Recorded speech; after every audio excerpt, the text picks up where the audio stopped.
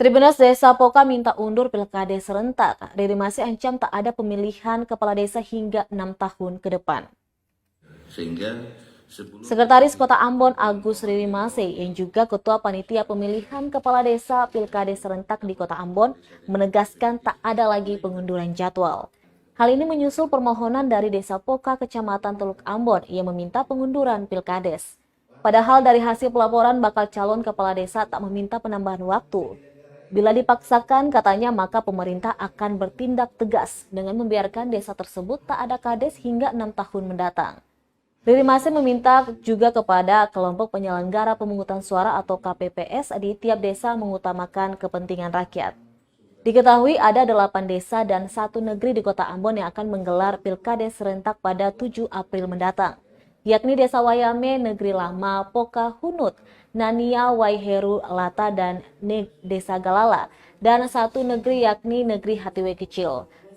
Pelaksanaan pilkades pun sempat ditunda beberapa kali sejak Februari 2022 lalu, lantaran kasus COVID-19 di Kota Ambon yang meninggi.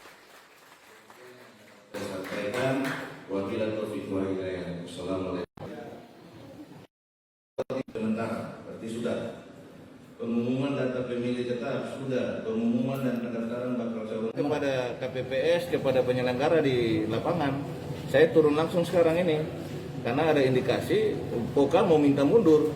Kalau minta mundur ya pemerintah harus tegas dong. Alasannya apa kau mundur? Ini namanya pilkades serentak. Iya tuh. Calon saya sudah cari tahu, calonnya semua mau, tetapi penyelenggara juga kadang-kadang mau supaya dimundur dan sebagainya. Tidak ada alasan untuk kita mundur. Kalau sampai mundur pemerintah akan ambil tindakan tegas. Tunggu sampai 5 sampai 6 tahun baru ada mereka punya kepala desa definitif. Ya.